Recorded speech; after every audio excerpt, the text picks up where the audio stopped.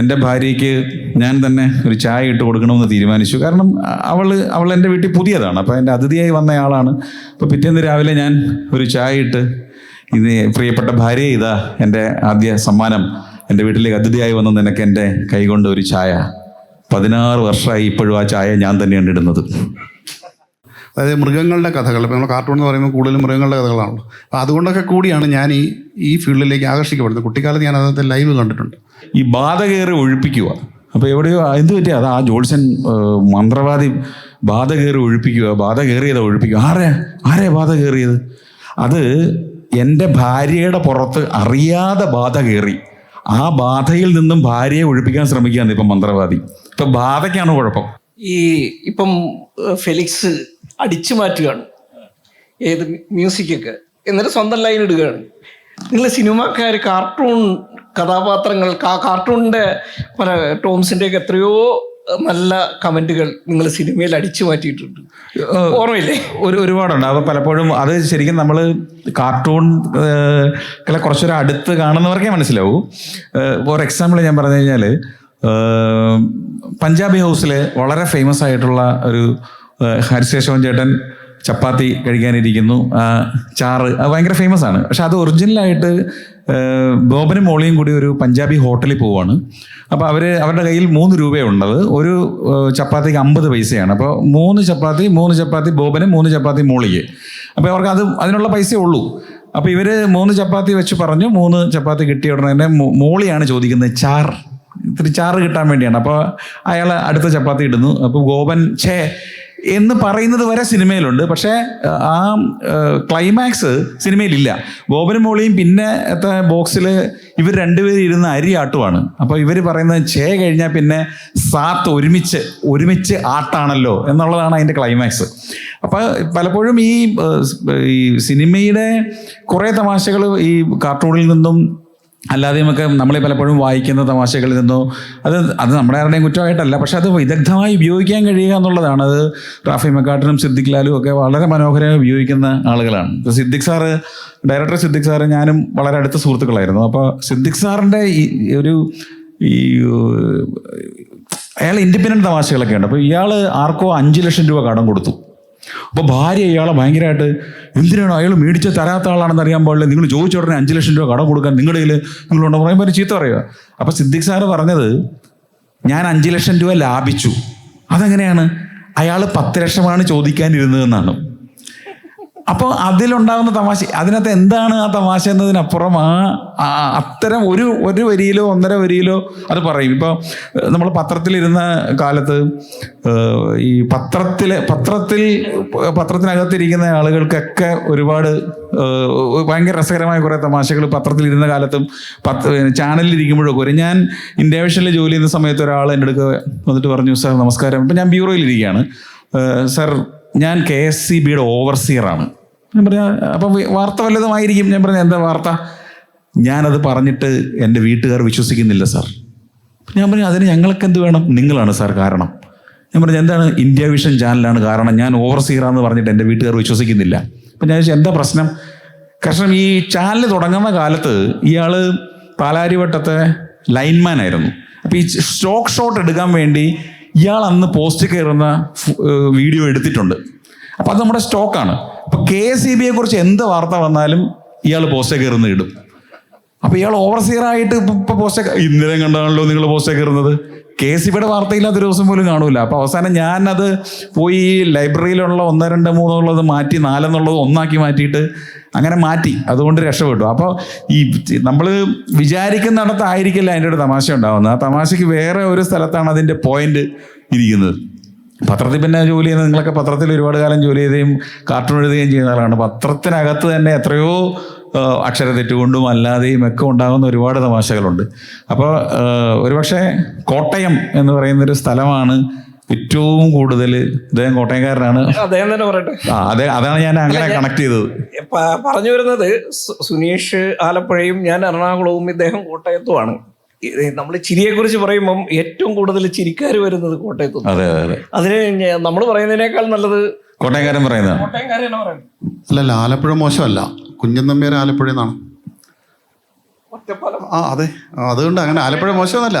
പക്ഷേ ഞാൻ ഈ ബോബനും മോളിലും കാര്യം പറഞ്ഞപ്പോഴാണ്, ബോബനും മോളിലും എനിക്ക് ഏറ്റവും ഇഷ്ടമുള്ള ക്യാരക്ടർ എന്ന് പറയുന്നത് പഞ്ചായത്ത് പ്രസിഡന്റാണ്, ഇട്ടുണ്ണൻ എന്ന അദ്ദേഹത്തിൻ്റെ പേര്. ഈ ബോബൻ മോളിലേക്ക് കിടക്കുന്നതിന് മുമ്പ് നിങ്ങൾ പഞ്ചായത്ത് എന്ന് പറഞ്ഞപ്പം പഞ്ചവടി പാലമാണ് മലയാള സിനിമയിലെ ഏറ്റവും നല്ല കാർട്ടൂൺ സിനിമ എന്ന് വേണമെങ്കിൽ പറയാം. അതെ, ഒരു കാർട്ടൂണിസ്റ്റ് ആണ് അതിന്റെ ഡയലോഗ്സ്. അതെ, അപ്പം അദ്ദേഹത്തെ അതിനെക്കുറിച്ച് പറയാം. പഞ്ചവടി പാലത്തിലേക്ക് വരാം. അതിനു മുമ്പ് ഞാൻ ഈ ബോബനും മോളെ 2 കാര്യങ്ങളൊന്ന് പറഞ്ഞേക്കാം, ഒരു 2 തമാശ ഓർക്കുന്നു, പിന്നീട് മറന്നു പോയിരിക്കാം. അതായത് ഈ ഇട്ടുണ്ണൻ എന്ന് പറയുന്ന ആൾ ഒരു ലോൺ അപേക്ഷിക്കാൻ വേണ്ടി ഒരു സർക്കാർ ഓഫീസിൽ ചെല്ലുകയാണ്. അപ്പോൾ അകത്തിരിക്കുന്ന ആൾ ചോദിച്ചു, ഇട്ടുണ്ണൻ എന്ന് പറയുന്നയാൾ നിങ്ങൾ തന്നെ ആണെന്നുള്ളതിൻ്റെ തെളിവെന്താ? പറഞ്ഞ പുള്ളി പറയാ, ഞാൻ എൻ്റെ ഫോട്ടോ കാണിക്കാം. അത് തെളിഞ്ഞല്ലോ. ഇത് വായിച്ച് ചിരിച്ച് അതുപോലെ 84 ഇന്ദിരാഗാന്ധി വെടിയേറ്റ് മരിക്കുന്നത്, 84. അപ്പോൾ അതിൻ്റെ അടുത്ത ആഴ്ചയിൽ വരുന്ന കാർട്ടൂൺ, അതിൻ്റെ ദുഃഖാചരണം എല്ലാം കഴിഞ്ഞിട്ട് അടുത്ത ആഴ്ച വരുന്ന കാർട്ടൂൺ ഞാനിപ്പോഴും ഓർക്കുന്നുണ്ട്. ഈ ഇട്ടുണ്ണൻ അദ്ദേഹത്തിൻ്റെ റേഡിയോ നന്നാക്കാൻ കൊടുക്കാൻ പോവാണ്. അപ്പോൾ അന്നൊക്കെ റേഡിയോ മാത്രമേ ഉള്ളൂ. ആരെങ്കിലും ഇതുപോലെ മരിച്ചു കഴിഞ്ഞാൽ രാവിലെ തൊട്ട് വൈകുന്നേരം വരെ സാരംഗി എന്ന് പറഞ്ഞൊരു ഇൻസ്ട്രുമെൻ്റ് ഉണ്ട്.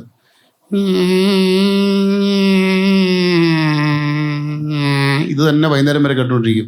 പുള്ളി പറഞ്ഞിടാ, രാവിലെ തൊട്ട് വൈകുന്നേരം വരെ എന്നൊരു സൗണ്ടാണ്, ഇത് നീ ഒന്ന് നന്നാക്കണം, റേഡിയോ നന്നാക്കാൻ പോകും. അങ്ങനത്തെ ക്യാരക്ടറാണ് പുള്ളി. അത് കൂടെ ഒരു ഓർത്തോണ്ട് ഞാൻ പറഞ്ഞോട്ടെ.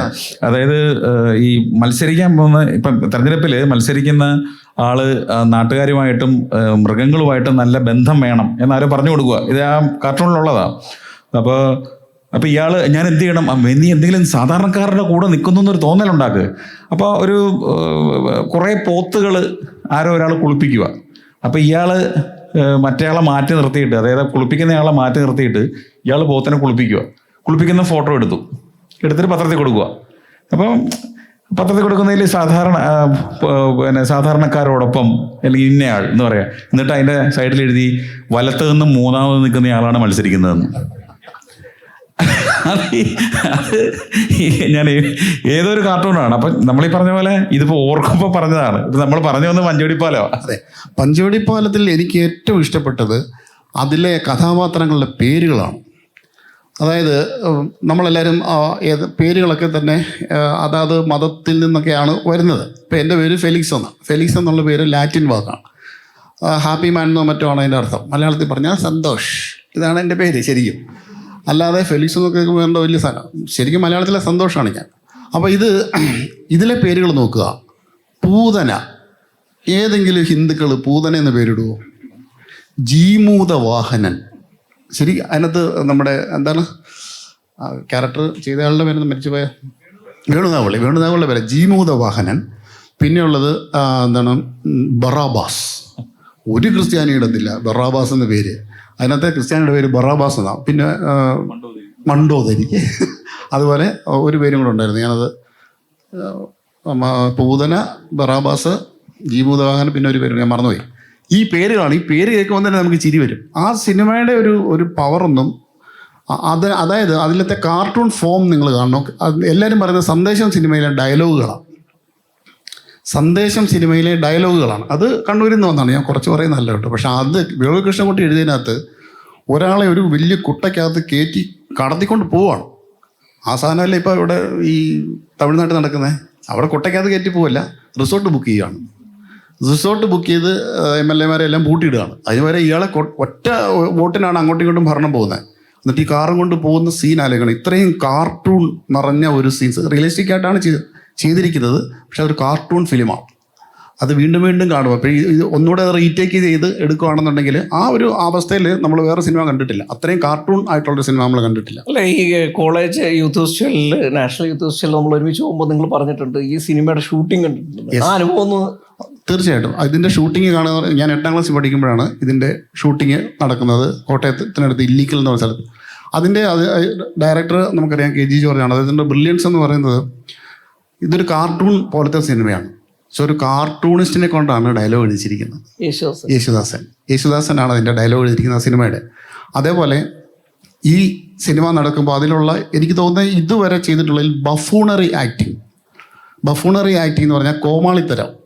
അപ്പം ഞങ്ങൾ ആനിമേറ്റേഴ്സ്, ഞാൻ കുട്ടികൾക്ക് ക്ലാസ് എടുക്കുമ്പോൾ ആക്ടിങ് ഫോർ ആനിമേഷൻ എന്ന് പറഞ്ഞൊരു പേപ്പറുണ്ട്. അതിൻ്റെ ക്ലാസ് എടുക്കുമ്പോൾ ഞാൻ കുട്ടികളെ പറയുന്നത് ജിം കാരി, റോവാൻ ആറ്റ്കിൻസൺ, അതായത് മിസ്റ്റർ ബീൻ കണ്ടിട്ടുണ്ടായിരിക്കുമല്ലോ, അതുപോലെ ചാർലി ചാപ്ലിൻ, ഇവരുടെയൊക്കെ കോമിക് ആക്ഷൻസ് നിങ്ങൾ അനുകരിക്കണം. ഇതുപോലൊരു കോമിക് ക്യാരക്ടർ അത് ചെയ്തിട്ടുള്ളത് ഭരത് ഗോപിയാണോ? അതിലെ ഭരത് ഗോപിയുടെ ആക്ടിങ് ഉണ്ടോ? ആ ആക്ടിങ് ശരിക്കും പറയാം അതുപോലത്തെ ഒരു ആക്ടിങ്. ജഗതി പിന്നെ നമുക്ക് ഒരു മാസ്റ്റർ ലെവലിൽ നിൽക്കുന്ന ആൾ, അതേ എല്ലാ സിനിമയിലും അതാ ചെയ്യുന്നത്. പക്ഷേ ഇത് ഇങ്ങനൊരു പകർന്നാട്ടം ഭരത് ഗോപി ചെയ്തിരിക്കുകയാണ് അതിൽ. അത്രയും ആ ഒപ്പം നിൽക്കുന്ന വേറൊരു ക്യാരക്ടർ അതിനകത്തില്ല. എനിക്കൊന്ന് പിന്നെയുള്ളത് വി ഡി രാജപ്പൻ്റെ ക്യാരക്ടറാണ്. ഒരു സ്വാമിയുണ്ട്, പിന്നെ ഒരു മന്ത്രിയെ ഓർക്കുന്നുണ്ടോ എന്നറിയില്ല, കോട്ടയം ചെല്ലപ്പൻ എന്ന് പറയുന്ന ചേട്ടൻ, ഈ കൈ ഇങ്ങനെ കറക്കി നടക്കുന്നൊരു മനുഷ്യൻ. ഇത് ശരിക്കും പറഞ്ഞാൽ ആ സിനിമയ്ക്ക് വേണ്ടി ആ ഒരു സ്റ്റൈല് കൊണ്ടുവന്നിരിക്കുന്നത്. പിന്നീട് എനിക്ക് തോന്നുന്നത് ആമേനിൽ വേറൊരു രീതിയാണ്, ഡബിൾ ബാരലിലൊക്കെ വേറൊരു രീതിയാണ്. പക്ഷെ അന്നത്തെ കാലം ഏത് വർഷമാണെന്ന് ആലോചിക്കണം. അന്ന് ഞങ്ങൾ നോക്കുമ്പോൾ ഈ മെയിനായിട്ടൊരു പാലമുണ്ട്, ഇല്ലിക്കൽ പാലം. അതിൻ്റെ പാരലായിട്ട് അപ്പുറത്ത് പഞ്ചോടി പാലം ഉണ്ടാക്കി വെച്ച് സെറ്റ് ഇട്ടിരിക്കുകയാണ്. എത്ര നടന്മാരാണ് നിൽക്കുന്നത്. താഴെ കൽപ്പനയും ഉമ്മറും നിൽക്കുകയാണ്. മുകളിൽ ഒരു വണ്ടിയിൽ സാക്ഷാൽ ശ്രീനിവാസനാണെന്ന് നമുക്കറിയില്ല. നമുക്കറിയാവുന്ന ആളുകൾ ഭരത് ഗോപി അറിയാം, നെടുമുടി വേണുവിനെ അറിയാം, തിലകനെ അറിയാം, സുകുമാരി, ഇവരെല്ലാം ആ പാലത്ത് നിൽക്കുകയാണ്. ഒരു മലയാള സിനിമയുടെ ഒരു കാലത്തുള്ള മമ്മൂട്ടി മോഹൻലാൽ ഒഴികെയുള്ള മുഴുവൻ മനുഷ്യർ ഇതിലുണ്ട്. താഴെ ആറിൻ്റെ തീരത്ത് ഉമ്മറും കൽപ്പനയും നിൽക്കുകയാണ്. അപ്പം ഞാൻ ഇപ്പോൾ ആലോചിച്ച് നോക്കിയപ്പോൾ അതിനകത്ത് എത്ര പേര് ജീവിച്ചിരിപ്പുണ്ട്. നിൽക്കുന്നത് ജഗതി മാത്രമേ ഉള്ളെന്ന് തോന്നുന്നു. ബാക്കി എല്ലാവരും നിൽക്കുക. അത്രയും എന്താ അതിനെ പറഞ്ഞത്, പ്രൗഢഗംഭീരമായൊരു പാലമാണ് ഈ പഞ്ചവടി പാലം. അത് ഞാൻ നേരിട്ട് കണ്ടുകൊണ്ട് കാണുകയാണ്. അപ്പം നമുക്കറിയില്ല ഇതിൻ്റെ ആ ഒരു കുട്ടിക്കാലത്ത് സിനിമ തിയേറ്ററിൽ പോയി കണ്ടെങ്കിലും വീണ്ടും കാണുമ്പോൾ അത് എത്രത്തോളം ഗൗരവമുള്ള ഹാസ്യമാണെന്ന് നമുക്ക് ഇപ്പോഴാണ് മനസ്സിലാകുന്നത്. ആ ഗ്രാമത്തിലാണ് ഞാനും ജനിച്ചത്, വേളൂർ ഗ്രാമത്തിൽ. ഈ കോട്ടയത്തിൻ്റെ ഹാസ്യപെരുമയെ കുറിച്ചാണ് നമ്മൾ പറഞ്ഞത്. നിങ്ങളത് പൂർത്തിയാക്കിയിട്ടില്ല ടോംസ്. അല്ല, കോട്ടയത്ത് വന്നു കഴിഞ്ഞാൽ ടോംസ് മാത്രമല്ല, ഏറ്റവും കൂടുതൽ കാർട്ടൂൺ ക്യാരക്ടേഴ്സ് ഉണ്ടായി വന്നിട്ടുള്ളത് കോട്ടയത്ത് നിന്നാണ്. അത് ഒരുപക്ഷെ ഏറ്റവും കൂടുതൽ അന്നത്തെ കാലത്ത് പ്രസിദ്ധീകരണങ്ങൾ ഉണ്ടായിരുന്നത് കോട്ടയത്ത് നിന്ന് ആയതുകൊണ്ട് ആവാം.